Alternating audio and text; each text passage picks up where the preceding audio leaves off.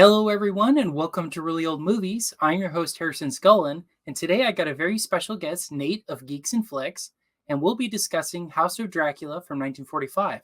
And before we get started, Nate, why don't you introduce yourself? You've been on the show a few times, but go ahead and introduce yourself. Yes, glad to be back. Harrison, thanks for having me. My name is Nate. You can see here I am with Geeks and Flicks. I'm one half of Geek. I'm the Flicks part in the name. Geeks and Flicks. We do live streams every other week and movie reviews, unboxings, things like that. So you can find me there here on YouTube if you like podcasts, Action Movie Guys podcast, where Harrison's been a guest on our show a few times. So that's where me and Alex just break down action movies in a similar format to this. Not, honestly. That's pretty much where you could find me. Nice. And I'll have links to all that down below, guys, so make sure to follow them. They got some really, really great stuff. I always love it when they're doing watchable crap. I mention it all the time, but I just think it's the funniest thing ever.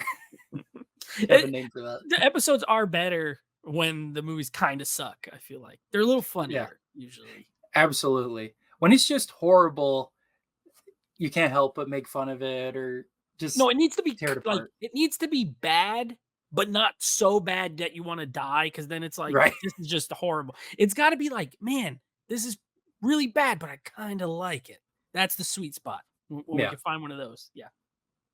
Yeah. So make sure to check them out there, guys. They got great stuff. And so now let's get started to talk about House of Dracula. Have you ever seen or heard of this film before this show? I had heard of it because I used to have the Universal box set with all like the 30 movies or whatever. I never watched all of them. So I had seen it.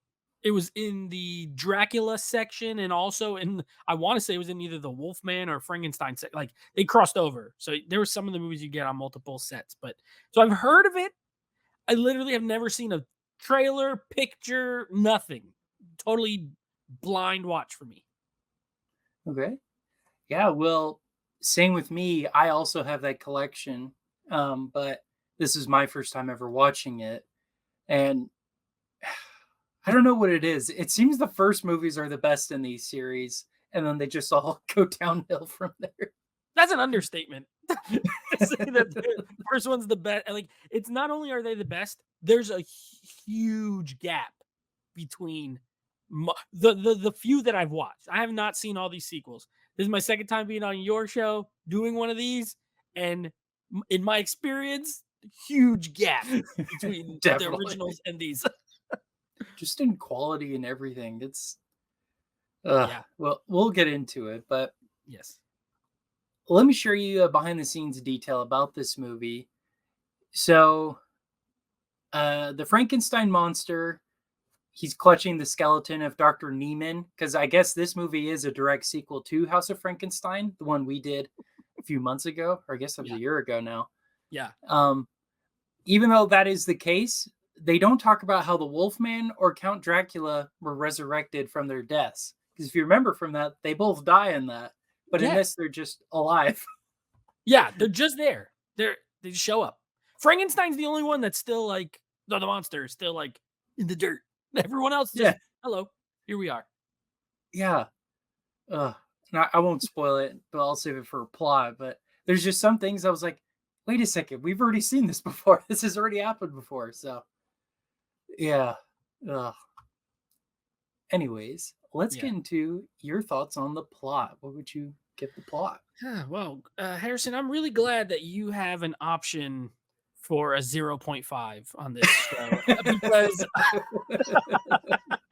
I went to the lowest possible score and gave it the 0.5. Yes. There's things, and obviously there's other categories. I like that you've broken it into categories because sometimes you can give credit. Where I can give none is to the plot. I honestly had no idea what was going on most of the time. And this movie is only 68 minutes, okay? It's not very long. No, it's like a HBO show episode plus 5 minutes. Right. And in that amount of time, they managed to do so much stuff, and yet none of it makes any sense. There's like this doctor, I'll be honest, I have no idea what his plan was. Like Yeah. Dracula shows up, he's like, "I'm gonna help you. I'm gonna make you not Dracula." But he's really just trying to get this girl, Dracula, I mean, trying to get this girl. She's playing music and stuff. Yeah. Then all of a sudden, the Wolfman shows up and he's like, "Hey, I need your help too. Help me, cure You me." gotta fix me too. Yeah. Yeah. And then he's like, "There's a plant that grows in the," and I'm like, "What? Wh- What's the plant that grows in the, what's going on?" Then Dracula, is like, he's scheming. The Wolfman is sort of innocent in this, I guess, in a lot of ways. They always try to make him the sympathetic monster. Right. Um, Right. and and then all of a sudden, I kid you not, all of a sudden Frankenstein's monster is back. He's like, this Out of guy's like nowhere. out of nowhere. Then our main character is now Dr. Jekyll and Mr. Hyde, apparently. He's got like this thing that comes out of him. Dracula turns into a skeleton. Harrison, I had no idea what was going on most of the time. I give it the 0.5. Wow. Well, there you go. I had to. It was incomprehensible to me. Yeah. I'm not going to disagree too much there. I gave it a 2, and the main reason is the plot, yeah, is nonsensical, but I had some fun with it. But what was crazy was I was like, wait a minute, have I seen this movie before? Because Dracula and Wolfman and Frankenstein's monster and a mad doctor and a hunchback in this movie was a woman. But A it's woman like, hunchback. hold on, this is almost plot for plot the same as the other one, just a little different here and there. I Yeah. was like, what? And I'm pretty sure they reused some footage too. I was like, that was in the other one. Or at the very least, I was like, there is no difference between this movie and that other one. I don't know what they were going with. Yeah, like why was he trying to help them? I don't know. The doctor guy. How did Dracula and the Wolfman come back to life? Don't know. Why does Dracula die the same way, just as a skeleton? Like, He lays in his coffin, he just turns into a skeleton. That's it. yeah, Oh, it's like he's gone. dead. Like what? No, this is a terrible, terrible plot. Also, the doctor also had a vision that was like almost like a flashback, but not really. It was like That's So Raven. It was like a future vision. He's like Yeah, resurrecting the. What was his plan? He's like, "You'll be stronger than 100 men." I'm like, "Well, what? But what good is that? Like, what are you trying to do?" yeah. I never knew. I never knew. No, I agree. It's a terrible, terrible plot. So I don't think we're in disagreement there. Yeah. All right. What are your thoughts on the acting? All right, I'll give it some credit here. I didn't think the acting was really particularly bad. I don't like this guy who plays Dracula. Oh, John Uh, Carradine. yeah, I'm not a fan of John Carradine's performance. I look, he does some things where you could see what he's going with, like with the eyes, like just be like staring and open his eyes and do this with his hand, and but he doesn't have any. To me, he doesn't have any of the allure of like Bela Lugosi that he had in the role. He's doing the same stuff, but it's not the same. You know what I mean? Right. Even when he talks, he doesn't have the voice, the accent, nothing. Like he just seems like a old guy who's pretending to be Dracula. So I don't like him. I think Lon Chaney's good in this movie. I think he's good. Pretty every movie I ever see Lon Chaney in, I pretty much like Lon Chaney Jr. I Mm. like him in. So I thought he was fine. The guy who played the doctor was hilarious because I thought he was okay sometimes, but then when they do the makeup and they make his eyes dark, and then this means he's evil. He's in evil mode. I loved the scene where he's on the carriage with the guy. And he's like, "You're right. You're not gonna go to town." And it's because and then he starts choking. Yeah. That was awesome. Cracked me up. So like I thought he did an okay job. I thought the women were good in this. Actually, I like the women. I especially like the nurse, the hunchback nurse. Yeah. I Yeah. liked her. I thought she was good. But John Carradine brings it down for me. The highs and the lows kind of meet in the middle. I gave it a 3. Nice. I gave it a 2. I agree. I don't like John Carradine as Dracula. I mean, he's a fine actor in like westerns, like he's in Stagecoach and a couple other movies. He's just got that like cowboy appeal to him. Mhm. He does not have the same appeal as Bela Lugosi, though. Mm-mm. Like Dracula's supposed to have an accent because he's from Romania or Transylvania, whichever it is, right? Yeah. But No, he just sounds like John Carradine. He's not even trying to do an accent or American anything. Dracula. Yeah. It just doesn't make any sense. And they have a name for him. It's like Baron Saldo or whatever it is. Yeah, I'm like, who's that? Why do they keep calling him that? I was like, what does that even mean? But no, he was terrible. Um, I liked Lon Chaney Jr. He was fine. He was probably the highlight. Him and the Hunchback. I agree, they were the best. I don't know how I feel about the Frankenstein one because he's in it for like 2 seconds. True. Very true. And he's mostly got his eyes closed. He's like Yeah. mostly kind of dead the whole movie.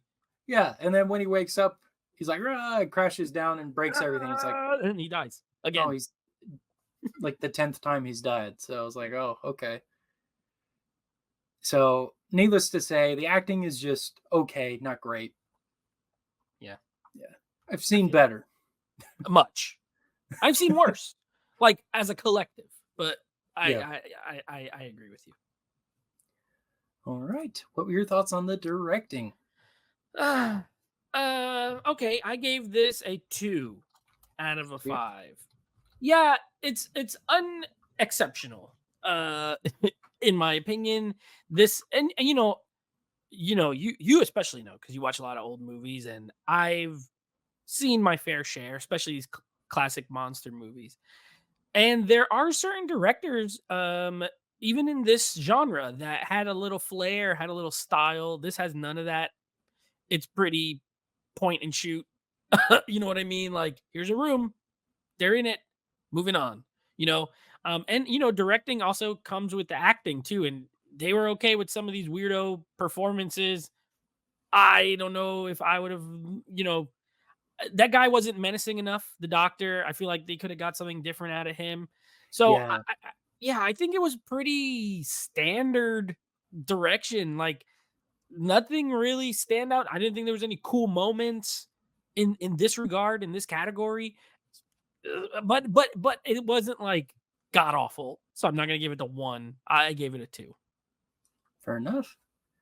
Well, I give it a 3. The director of this movie, his name's Erle C. Kenton. I guess he's known for making B movies like Island of Lost Souls with Charles Lofton. So this is up his And alley this. for sure. And this. Yeah. Now I'm not going to disagree with you there. And when you think about like Todd Browning doing Dracula or James Whale doing the Frankenstein and Invisible Man, they have distinct styles to them. This one, I wouldn't be able to tell the difference, honestly, between this and then the other Frankenstein sequels or the other Dracula. They all kind of feel manufactured and kind of, manufactured. They don't feel any different from the others. And honestly, it's kind of how the Marvel movies feel now. But like, you ain't wrong. This was the original MCU, the monster cinematic universe. Yeah, it really is because you got some really good first movies with very great directors, but then after a while, they kind of just meander and blend together. You can't tell them apart anymore. I think that was the case with these movies too. So I agree. That's why I gave it a 3. It's just okay, not great. All right, let's move on to cinematography and special effects. Okay, I'll give this some credit, but not a lot, but a little bit of credit. There was so many pluses and minuses here specifically. I'm watching this movie, I'm like, all right, paying attention because I had the sheet from last time. I was like, all right, visual effects, what can they do? There's only so much. And you just mentioned like The Invisible Man came out like 15 years before this movie or 14 years, something like that. Like something like that, yeah. Early 30s. This is mid 40s. So at this point, you would think, okay, they're really gonna be able to do some stuff. That movie had amazing effects. Okay. This one, it opens with a bat where you could see like 15 strings hanging from this bat. And I'm like, oh my gosh. It's like they didn't try at all. Like they didn't even try. Yeah. Even the original Dracula tried harder. But there was like one string. This had like 5 strings hanging in the bat. I'm like, oh no. Then you had an effect where in the shadow, Dracula turns from the bat into the person. I thought that was okay. The one effect I did like that I think they nailed was the doctor turning invisible in the mirror. Yeah, that was cool. Yeah, I thought that was a great effect. It still looks good. Like he literally just starts fading out and disappears. And a lot of times you could see the like cut or the little cuts, such as like when Lon Chaney is turning into the Wolfman, and you Yeah. could literally just see the overlays and the overlays and the overlays, Yeah, which is he's a kind of minus. moving around. Yeah, that's a minus for me. Um, but this it just like literally just disappears. It was really good. So that was a really good effect. The Lon Chaney Wolfman stuff, I get it. I get why they have to do it that way. It's okay. I won't mark off too much, but it doesn't look great. It's not like an amazing effect. So at the end of the, oh, and the rest of the like as far as cinematography goes, again, this looks like point and shoot to me. I was not impressed with anything. The flaming building at the end, like it was okay, but I ended up at a 2 again. Nice. Well, I ended up at a 3, so about the same. um, I agree with a lot what you said. I really liked that invisible effect. That was really really cool. But yeah, I think the Wolfman one has definitely gone down in quality because the first Wolfman movie looked pretty cool when he's transforming into it. This it kind of feels like okay, we'll just slap these on top of each other, but the background is not lined up. Whatever, just throw it together, like just kind Right. of haphazard. It now to be fair, World War II was going on, a lot of budget constraints, but there just wasn't as much care and whatnot as with the old ones. The old ones they put a lot of effort into it. It doesn't seem like they did here. No, And yeah, this very much feel. I'm sorry. This very much feels like, hey, we got these names. These movies are popular. They're cheap. We can make it really quick. Put some people in some makeup. Throw it out. The fact that it's an hour long tells you all you need to know. Like, and not yeah, that not that the OG ones are super long either. They're usually in the 70-ish range. But yeah, I agree with what you're saying. Like it, there's reasons, but it definitely felt like, hey, here it is. See it or don't. You know what I mean? Like it did not feel essential or like they really had a story to tell. right. No, absolutely. And like I was mentioning earlier, it felt very repetitive and especially that fire when it was like again, Frankenstein's monster is gonna die in a fire again. It's like the fifth time. Yeah. Do something different. But I guess they can't. Yeah, not anymore. We're locked in here. But like, what else? He's scared of fire, and everything else seems to not work. Although he dies, I feel like he died before the fire even got. Like he got hit in the head with a beam or something, and he's just Yeah, I think so. Yeah, yeah, yeah. dead. So at this, but he's probably not dead. I don't know if there's another sequel after this, but there probably is, and he's probably alive. I think there is. I'll have to check because the order I have it in is the order it would be on the disc, like the case or Okay. whatever. So it's Yeah. not necessarily in theatrical order. Oh, okay. Okay, got it. Yeah, yeah. We got to find out if there's another one after this. He's still alive, and Dracula turns back from bones to Dracula again. Yeah, exactly. Ugh. it's, it's I so feel that. bad. Yeah, I feel that. Especially when they were so good in the 30s. They really dropped the ball. They did. The only of the original ones that I don't, well, I don't like The Mummy. Oh, I Um, hate the Mummy. That one's terrible. it's very boring. That's the problem. Like Boris Karloff's really good in it, and the rest of it's boring. And I'm not crazy about The Wolfman. I like it okay because I like Claude Rains, but it's not my favorite. And a hot take a little bit. I'm not crazy about Bride of Frankenstein either. I think it's weird. Oh, me neither. No. Okay. Okay. Cool. Yeah, I think it's weird. I don't like that Pretorius guy and the people in the little jars. And I'm like, what is? I hate That that. stuff was crazy. But all the rest I think are great. I love all of them. So it's like, you know, I'm glad that those exist, and then none of these sequels matter. Like Right. they all seem like you could watch them or don't watch them. You could give, you could live with them or live without them.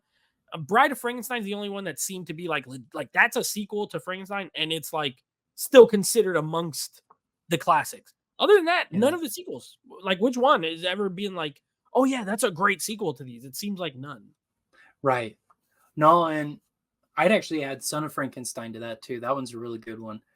Oh, That's okay. where his son starts to take over and becomes the crazy doctor. It's actually really good. But Oh, I think I did see that one. I think I've seen Son of Frankenstein. I think I remember liking it too. I agree with yeah, you. I think I remember liking that. but you're absolutely right. because I don't think they really cared about canon back then like we No. do now. I compare these almost to like comic book lines where you have Batman, but after like 10 issues, they reboot and start a whole new series. That's kind of what these are, where the characters know a bit about their origin. It doesn't mean the stories kind of work together. They're kind of their own thing. Yeah. Yeah, I would agree with that. Yeah. All right. Let's move on to the music. What are your thoughts on the music? Unmemorable. I don't even remember them. This sounds like the same music from the last movie we did in this series. It's you know at one point the lady's playing Moonlight Sonata on a piano. I like that. I like that song. It's a great piece of music. Then Dracula does Dracula stuff to her, and then all of a sudden she starts playing something else, and he's like, "You're creating music. You're creating it. It's brand new. You've It's never from heard it." hell. Yeah, it's the music from hell. It's beautiful. And then she goes back to Moonlight Sonata after he stops. Other than that, it's pretty much the standard Universal monster score, which is just gothic music. I gave it a 2. I'm in 2 land on this movie. I can't find it in me to give it like below that because it fits the movie. But man, I can't tell you a piece of music in this besides Moonlight Sonata, and that is not like original to the movie. That's Right. like a piece of music that existed already. It's like Swan Lake at the beginning of the original one. It's like, well, that's cool music, but they did not make that up for this movie. So, Right. yeah, I think it's unmemorable. I gave it a 2. Yeah, no, same. I also gave it a 2. And that's because of Moonlight Sonata. That saved it for you. Yeah. Kind of a backstory. So I really love the Swan Lake song in Dracula. Yes, I know it's not written for it, but to me, that really set the tone for me. And I've tried several times to have that be my theme song for really old movies, and I keep Mm. getting a copyright strike, Oh no. even though I find it on the Wiki Commons and internet. I tried to find it, and it's Yeah. so difficult. YouTube is ridiculous, so I've given up on it. But The dream is over. the dream is over. But no, I agree. The song or the music is just pretty generic, universal music. Again, I keep thinking of Marvel because it's the same thing. Could you tell the Marvel scores apart other than maybe like the Avengers and some of the characters? Thor. I know Thor's music because I like Patrick Doyle. I can tell you if you played me a clip from Thor or the Avengers, that's the only 2. Yeah. The rest of them I don't. Oh, Black Panther because Ludwig Göransson did Well, Black Panther. okay, fair So enough. 3, but that's 3 out of 25 or whatever it is Yeah, that I it's can like tell you. yeah, exactly right. Yeah. It's too generic. I again, these feel like they were manufactured and made in a factory essentially and just sent out. It's like, okay, here is monster movie number whatever. Here you go. Not only Like that, I feel like they made them all at the same time. Like they just filmed 6 of them probably. and then edited them and put them out as they went along. It kind of seems like that because they use a lot of the same cast in a lot of the same movies. Like Yeah. Lon Chaney Jr., he even plays Dracula at one point and Frankenstein's monster. Like, And yeah, he's all of them. Also, they use the same sets a lot, uh which it's fine. It's that it just looks like Europe. And when I went to Universal Studios out there in Hollywood, we got to walk around there, and they're like, "Yeah, this is where they filmed all these old monster movies." So it was in that regard, it was cool. It's cool to see the little street, and it's like, okay, I kind of walked around there, but then it's the same street in every movie. So it's like mhm. there's the corner. They just changed the sign from like pub to something in another language. You know what I mean? Like, Right. so yeah, these are made on just it's literally a cookie cutter machine line. Like they just stamp it and the next one, Yep. and yeah, and then maybe you'll like one and maybe you won't. Yep. And I don't think they cared either way. It's like, well, we made our probably $1 million back then. We made our 2 million. We hit it big. That's it. We're in the clear to make another one. Yep. Yeah. But it didn't last forever. I think it was like by 65 or something like that. They finally stopped making Universal monster movies. They finally got the hint after the Creature with the Black Lagoon Part 2 or whatever. I mean, it's not called that, but Return of the Creature or whatever it's Yeah, called. yeah. They were like, all right, you know what? Universal said we're gonna make some other stuff now. Let's start making some other kind of movies. Yeah. Which is crazy to think, though. I mean, from the 20s to the 60s, that's a pretty good run. I mean, yeah, I agree. And Universal, I love Universal Studios, the movie studios. Uh, it's it's possibly my favorite, and I have friends who like hate it, like especially because maybe more modern. But when I see the Universal logo before a movie, I automatically am like looking forward to that movie. Even the Yeah. ones that are not good, even the ones to me, it's my favorite of the big kind of studios, the Paramounts, Warner Brothers. To me, Universal is the best one, and it's because they started in genre movies, horror, monsters, Right. creatures. Jurassic Park's my favorite movie of all time. That's essentially a monster movie It is. with Yeah. dinosaurs. Yeah, so like I love them for that. But even a studio who was built off the back of monsters started to falter after some time. You know what I mean? It's like there's only so much you can do, and you keep doing the same movie. Like these guys die, they come back to life, they die again. That's like pretty much the formula here. Like, and It you'll just have is. new characters in between do some random stuff. Yep. So No, you're 100% right. And, a side note, thinking about Universal, whenever I go to a film festival like Cinecon, where they mhm. show old, obscure movies, every time the Universal logo comes up with a little airplane, everyone's like, yeah! Like, it's just, it's the it's best. so cool. They have the best logo in all the movies. I don't care what anyone says. They have the best logo, all iterations of it. I especially love the '90s one where Earth started to look a little CGI a little bit. Yeah, And the Universal music, I think it's the best. So I love the classic one with the little airplane. It's like one of my favorite ones. it's awesome. Yeah. I'm more of a Warner Brothers guy, but that's just me. Warner's cool, but their new one kind of stinks. Their new one kind of Oh, stinks. yeah. No, Where it's like no. on the back lot and it like zooms out. Um, Paramount's is cool, like they're fine. Columbia is cool, but Universal it's the same logo just with update, a little bit of an Right. update. You know? No, for sure. They have been very consistent, other than, I guess, 20th Century, who they've never changed theirs. Yeah, they never changed theirs, and now they'll never get the chance. Yep. they're they're Way to go, they're Disney. they're done for. But yeah, Yep. Universal logo, classic. What was it that, and I don't mean to go on a tangent, but I remember there was an anniversary year, or sometimes they had some movies where they would show all of the logos. Those were my favorite. Yeah. Maybe Yeah, those are 75th cool. anniversary or something, and it would be like it would show a little bit of each one while that Universal like theme is playing. And I was like, this is gonna be my favorite movie. I don't even know what movie it is, but it's my favorite movie because of this entrance. So yeah, I love it. Heck yeah. All right. Well, let's move on to our final scores. What is your final score for House of Dracula? After all that praise I just gave Universal, I hate to say that this landed at a 1.9 for Oof. I mean, a lot of that comes from that half that I gave the plot. Yeah, Um, that's true. you know, it was really horrible and it brought down the whole rest of it.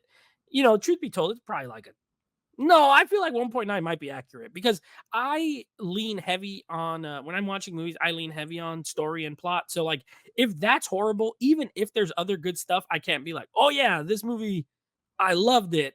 It could look nice, it could sound good, but if I just don't know what's going on or I didn't jive with it, I feel like it's weighted. So in a way, this score is very reflective of my thoughts on this movie. I hated that element so much that even the kind of good stuff didn't help it. 1.9 out of 5 for me. Dang. Well, I give it a 2.4 out of 5. So We're a 2 out of close. 5. Yeah, Oh, that's we're a close. 48%. That's not good. Yeesh. Yeah, not very good. No, I agree. I would not recommend this movie at all, even to fans of the monster movies. Really, just stick to the first of all of the characters. They seem to be the best, other than the few sequels we mentioned. Yeah. I don't. I think just once they started manufacturing it and all of that, they really lose their what's the word? Their gusto. It's Yeah. They yeah, do. They lose their luster. They yeah, start yeah, to the shine slowly started to get foggy and then you're just left with stuff like this. Like, who's the villain in this movie? Who knows? Kind of Yeah. Dracula, kind of the Doctor, maybe Frankenstein's monster. Definitely not the Wolfman or the Hunchback No. lady. You know, it's like, No. what's going on? Well, another test I like to do too is, can you name any of the characters other than the monsters? I forgot the Doctor's name already, Yep. and he's the main guy, kind of. He's in it most of the movie. He's in it, and I don't have it in front, so I'm not even gonna cheat. I don't remember his name. I don't remember the Hunchback lady's name. I liked her, but I don't remember. All I got is John Talbot. Oh, no, Lawrence Talbot. Lawrence Talbot. Lawrence Talbot. Yeah, see? Yeah. See, I call him John is dead. Lawrence Talbot. Dracula. Frankenstein's monster. That's it. I don't know anybody else. Yep. No, same. I couldn't tell you.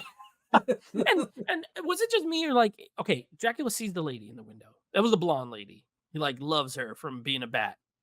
And that whole storyline goes nowhere. Like, Yeah, ultimately, yeah. it goes nowhere. He makes her to play the evil music. Then some stuff happens. He gives his blood he does a blood transfusion. Yeah, why is he doing that? I never understood that. I was like, why are they doing this? Yeah, and then he's like, I got the blood of Dracula. I thought he was trying to possess him, maybe, but that doesn't seem to be the case. He just was kind of evil, and it goes nowhere. Like, it's the entrance to the movie, Yeah. and it goes ultimately nowhere. In 20 minutes, they're done with that storyline. They're like, just kidding. This doesn't matter. Yeah. Maybe Weird. there's 20 minutes missing. I don't know. If there was, this would still be short. So they could have put another at least 15. Give me 80 minutes and maybe flesh some of this stuff out. And all of a sudden she loves the Wolfman. And the poor Hunchback lady just gets thrown down a hole. That's it. Literally. I guess she's done. He hits her. She falls down the hole. We never see her again. I'm like, she was innocent. She didn't do it. She was just waiting for her surgery to get her hump taken out. So I don't know, man. I felt bad for her. This movie's kind of funny, though. I did laugh at it a few times, but that's not good. It was not trying to be funny. So that's right. That's not a plus, I guess. Unintentionally. Yeah. So I guess bottom line, we do not recommend this movie. Do not recommend. Stick with your classics. Watch the first Dracula. The Dracula shirt. Watch your first Dracula. Watch your Frankenstein. Watch Invisible Man. And be happy with those. You don't need to see what else happens. Nothing else good happens. Yeah, nothing of significance. Yeah. No, nothing that will make you go, wow, what a great continuation of this tale. Nothing. I promise. No. Yep. All right. Well, those are our thoughts on House of Dracula from 1945. And thanks again for coming on. Why don't you plug your channel again before we go? Yeah, of course. You could find me over on Geeks and Flix here on YouTube, where we do unboxing. Alex does unboxing videos. I do movie reviews, and we do live streams every 2 weeks. We're doing series rankings for the rest of this year. Action Movie Guys podcast is the podcast that is strictly action movies, where we break down a series of movies, and then 2 episodes. One is a series of movies, and then one is like some kind of theme I come up with. You can find me on Instagram. Nate Flix reviews, and also we're on TikTok now. We're on TikTok, so it's Geeks and Flix. So Geeks and the letter N, Flix, all one word. Over on TikTok, mostly just doing rankings and little short videos, obviously. So that's new for us. So we're there too. Nice. Well, thanks again for coming on, and you can find me at Really Old Movies on YouTube, Instagram, Twitter, Rumble, pretty much everywhere at Really Old Movies. New podcast episodes are Thursdays or Fridays live, and then the actual movie review comes out Mondays at 7 p.m. on those different channels. And thanks again for coming on. It's always a blast to have you and Alex and all these guys on. It's always awesome. Anytime you need me for one of these, I'm in. And like I told you last time, anytime you need me for a Hitchcock, I'm in. Even if you alternate between giving me a good movie and one of these every time, that's fine. Because Blackmail was good. This one, not so good. But I had a blast. Yep. All right. Well, with that, this has been Really Old Movies. I'm your host, Harrison Scullin. Take care, everyone.